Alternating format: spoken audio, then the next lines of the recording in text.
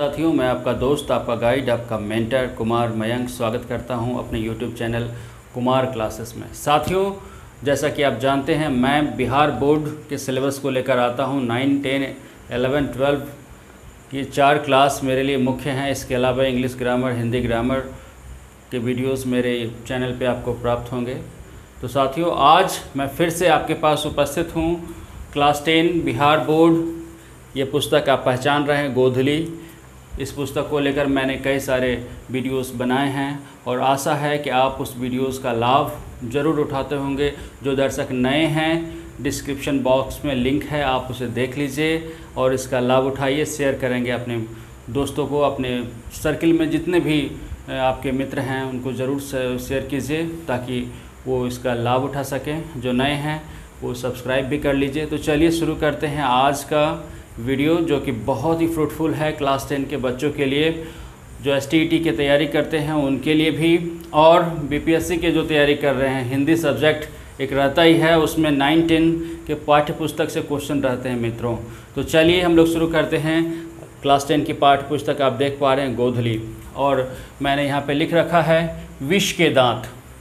ये गद्य खंड का एक बहुत ही महत्वपूर्ण चैप्टर है जो कि आपको अच्छा मार्क्स दिलाएगा बोर्ड के एग्ज़ाम्स में। इसके जो लेखक हैं नलिन विलोचन शर्मा।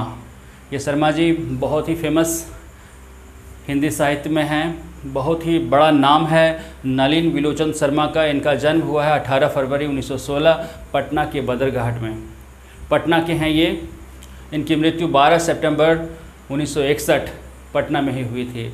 बहुत पढ़े लिखे व्यक्ति, बहुत ही इतिहास गवाह है, इतिहास साक्षी है कि हिंदी साहित्य में इन्होंने बहुत बड़ा काम किया है। साथियों, मैं बात करूंगा विष के दांत की, क्लास 10 बिहार बोर्ड।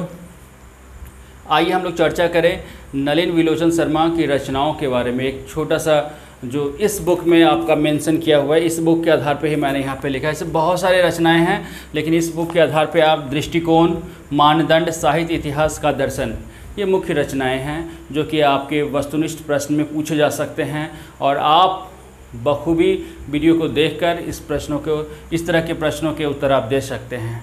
चलिए साहित्यिक विशेषताओं के बारे में मैं चर्चा करूं। नलिन विलोचन साहब प्रयोगवाद, एक्सपेरिमेंटल बेस्ड इनके प्रोज होते हैं। इनकी कहानियों में आप देखेंगे एक एक्सपेरिमेंट होता है, एक प्रयोग होता है और बहुत ही अच्छा निष्कर्ष निकलता है। मनोवैज्ञानिकता मैंने यहाँ पे लिख रखा है। एक साइकोलॉजिकल इफेक्ट आप देखेंगे, मनोवैज्ञानिक प्रभाव आप देखेंगे इनके रचनाओं में। साहित्यिक विशेषताओं के बाद मैं पाठ परिचय पर थोड़ा सा फोकस डालूंगा मित्रों, क्योंकि फिर मैं इस बुक को लेकर आपके सामने उपस्थित हूँ ताकि आपको बहुत लाभ मिले। पाठ परिचय में ये एक कहानी है मध्यम वर्गीय परिवार के। यहाँ पर मैंने लिख रखा अंतर विरोधों को उजागर करती है। एक मिडिल क्लास फैमिली है, मध्यम वर्गीय परिवार है सेन साहब का। उसमें बच्चियां हैं, उसमें लड़के हैं और उनकी पत्नी है और नौकर चाकर हैं। एक अजीब सा अंतर्द्वंद है। और निम्न मध्यम वर्गीय गिरधारी लाल, लेकिन निम्न मध्यम वर्गीय पात्र है उसका बेटा, उसकी पत्नी, और वो किस ढंग से बंदिशों में जकड़े हुए हैं, अनुशासन में कुंठे हुए हैं और अंदर ही अंदर घुटते जाते हैं। तो आप देखेंगे बहुत ही ज़बरदस्त ये कहानी है मध्यम वर्गीय परिवार और निम्न मध्यम वर्गीय परिवार के बीच में। तो आइए दोस्तों, इस वीडियो को मैं शुरू करता हूं। उससे पहले मैं आपको बता दूं इस कहानी के मुख्य पात्रों के बारे में। इस कहानी के, जैसे कि मैंने यहाँ पे लिख रखा है, इस कहानी का मुख्य पात्र सेन साहब हैं। सेन साहब के इर्द गिर्द ही कहानी घूमती है। सेन साहब की 5 लड़कियाँ हैं, सीमा, रजनी, आलो, सैफाली, आरती, और एक लड़का जो कि बहुत बुढ़ापे में उनको हुआ है पुत्र की प्राप्ति, लेकिन वो अपने आप को बूढ़ा नहीं मानते हैं। खोखा, बंगाली सिस्टम में, बंगाल में छोटे बच्चों को खोखा और छोटी बच्चियों को खोखी बोला जाता है मित्रों। तो खोखा, जिसका नाम काशू है, पुकारू नाम है मित्रों, और मदन जो कि गिरधारी लाल का पुत्र है, मेन कैरेक्टर गिरधारी लाल, मदन के पिता। तो ये सारे मुख्य पात्र हैं इस कहानी विष के दांत के। चलिए मित्रों, मैं शुरू करूंगा सेन साहब का परिचय से। सेन साहब विष के दांत कहानी में मुख्य पात्र हैं। कहानी उन्हीं के चारों ओर इर्द गिर्द घूमती है। सेन साहब एक बड़े आदमी की भूमिका में हैं जो कि मध्यम वर्गीय परिवार से बिलोंग करते हैं, मिडिल क्लास फैमिली ही आप कहेंगे मित्रों उसको, लेकिन वो जो दिखाते हैं अपने आप को कहानी में इस ढंग से पेश करते हैं कि जैसे कि वो एक हाई क्लास यानी कि उच्च वर्गीय परिवार से हैं। उनके पास एक गाड़ी है स्टीमर लिंड कंपनी की, जो कि जैसे आजकल BMW है उस ढंग से स्टीमर लिंड कंपनी की ब्लैक कलर की कार है। और जो शोफ़र हैं यानी कि गाड़ी के जो चालक हैं, क्लीनर जो गाड़ी को साफ़ करते हैं, उनको सेन साहब ने काफ़ी हिदायत दे रखी है उस गाड़ी को लेकर कोई उसके आसपास न भटके। मिसेस सेन साहब जो हैं, जो उनकी पत्नी है, वो भी अपने बच्चियों को भी साफ मना किया है कि आप वहाँ मत जाइए। गाड़ी बहुत खूबसूरत है मित्रों। सेन साहब अपने बच्चों को इंजीनियर बनाना चाहते हैं, उसके लिए घर के सारे नियम कानून को उन्होंने ताक पर रख दिया है। और सेन साहब जो हैं वो एक ऑर्थोडॉक्स टाइप के व्यक्ति हैं। अपने सोशल में भी अपने ही डिंग मारते रहते हैं, अपने बच्चों की बड़ाई करते रहते हैं। अपने बेटा को वो बताते हैं कि मैं बचपन से ही इंजीनियर की तालीम दे रहा हूँ वगैरह वगैरह। तो आप देखेंगे कि सेन साहब जो है वो मुख्य पात्र हैं और काफ़ी कठोर पात्र हैं, क्योंकि कहानी के अंत में सेन साहब जो है गिरधारी लाल का सब अकाउंट बंद कर देते हैं, उसे नौकरी से निकाल देते हैं, घर से निकालने का फरमान जारी कर देते हैं।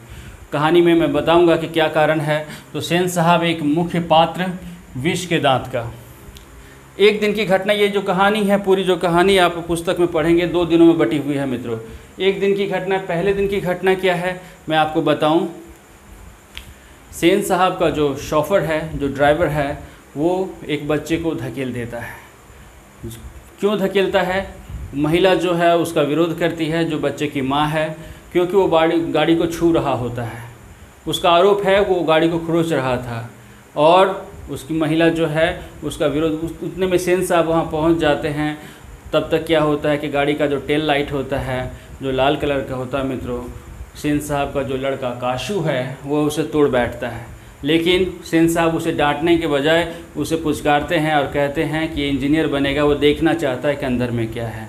दूसरी तरफ मदन जो सिर्फ छुआ था गाड़ी को, बहुत बुरी तरह से धक्का दिया जाता है शोफर के द्वारा और सेन साहब कुछ नहीं करते हैं और उल्टे गिरधारी लाल को बुलाकर अपने बंगले में वो उसे समझाते हैं कि ज़रा मदन को समझाओ, अगर इस ढंग का हाल रहा तो आगे चलकर तुम्हारे लिए, तुम्हारे बच्चे के लिए अच्छा नहीं होगा। कहने का मतलब कि अपने बच्चों को नज़रअंदाज करते हैं और दूसरी ओर जो मदन है, जो कि निर्दोष है, जो कि बच्चा है, बचपना उसमें भरा हुआ है, लेकिन सेन साहब जो है अपने ज़िद के, अपने अड़ियल रवैये के कारण अपने को अनदेखा कर दूसरे को प्रताड़ित करते हैं, उसके पिता को बेइज्जत करते हैं, लज्जित करते हैं।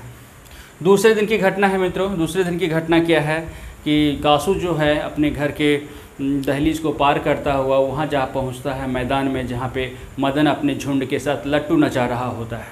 कासू अपने सुहाव बस मदन से डिमांड कर बैठता है कि वो भी शामिल होगा। मदन उसे कुछ कहता है कि जा अपने बाप के या अपने घर के बंगले में जा कर के खेल। इस ढंग में कासू जो है, जो कि अपनी बहनों पर भी हाथ चला बैठता है, कभी कभी वो मदन पर हाथ चला बैठता है, उस दोनों में हाथापाई हो जाती है और मदन जो है 2 दांत कासू के तोड़ बैठता है मित्रों। और इससे काफ़ी मामला गर्म हो जाता है। कासू रोता हुआ अपने घर की ओर चल पड़ता है और मदन जो है छुपता छुपाता रात के करीब 8 बजे वो घर के अंदर दाखिल होता है, डरते हुए कि शायद उसे कहीं और पिटाई न पड़े अपने पिता गिरधारी लाल के द्वारा।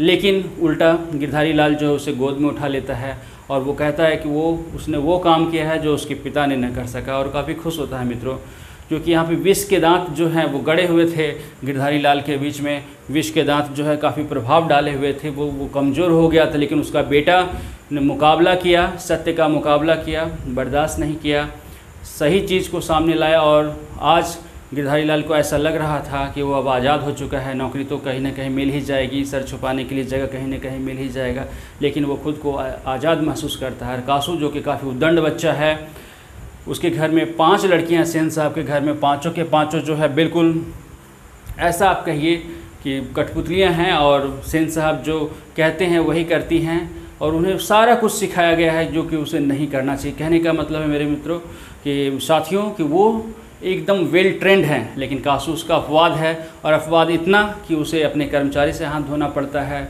उसे मार खाना पड़ता है, उसके दांत टूट जाते हैं, और दूसरी ओर जो भी इसके दांत गड़े हुए थे गिरधारी लाल पे वो भी उससे रिहा हो जाता है। तो ये कहानी है मित्रों, बहुत ही इंपॉर्टेंट है।